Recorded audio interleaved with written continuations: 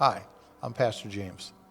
I'm the student pastor at V Students, and this is Too Loud for Sunday.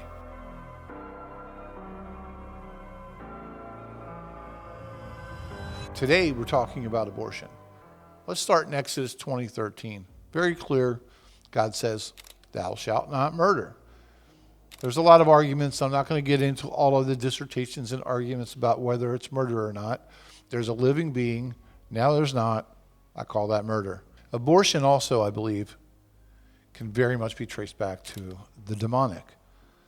Look, the thief comes to steal, kill, and destroy. It's really clear.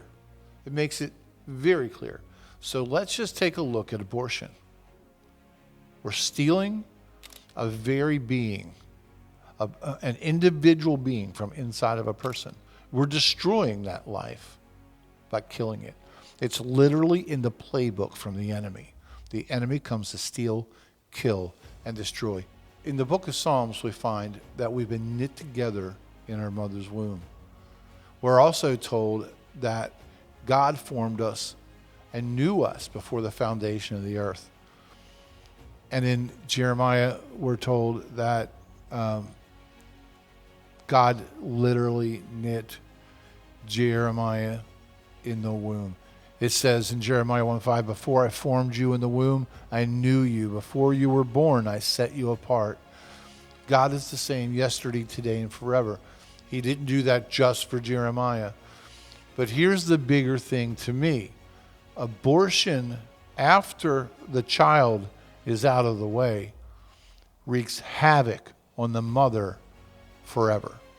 Listen, when you realize, and all women do, that you have lost a life that you were carrying, it causes depression. It causes shame.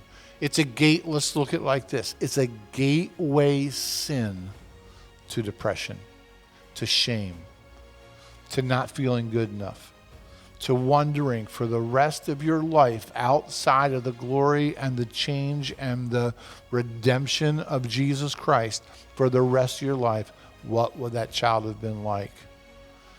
These are thoughts that the enemy can use to haunt you and to torture you as a woman.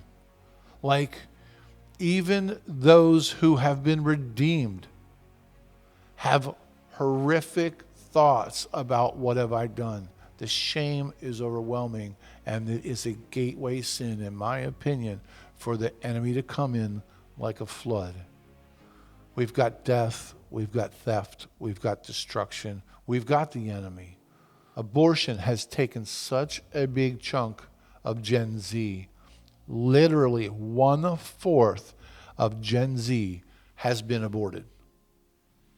This is insane. The rocket scientists, the preachers, the moms that will never know. What can we do about it? What can we do about it? Well, I believe that there's power in prayer. And I believe that there's powers and principalities that can be pulled down. And I've seen Roe versus Wade get utterly turned on its head. I've seen churches in Texas that have stood their ground, have fought hard, and seen changes governmentally.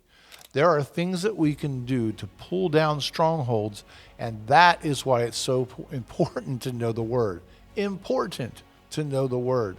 Because every power and every principality and every ruler of darkness has to take a knee in the presence of the Almighty God.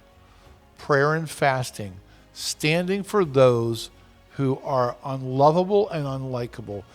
We wrestle not against flesh and blood. We wrestle against powers and principalities.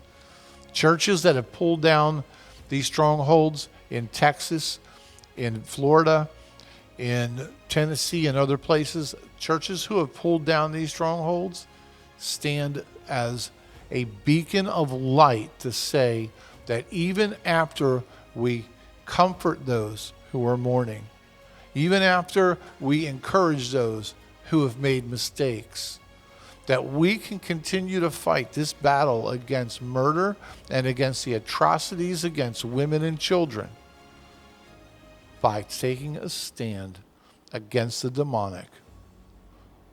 Every knee will bow and every tongue will confess that Jesus Christ is Lord. And liars and haters and people that want to pretend that abortion is just someone's choice are lying to themselves and to others. Abortion is not a choice. It's an action that leads to severe consequences, including a life of shame and depression. Let's take a stand together. Let's be loud together. Let's not settle with what the world says is okay. And let's not stop where most churches stop.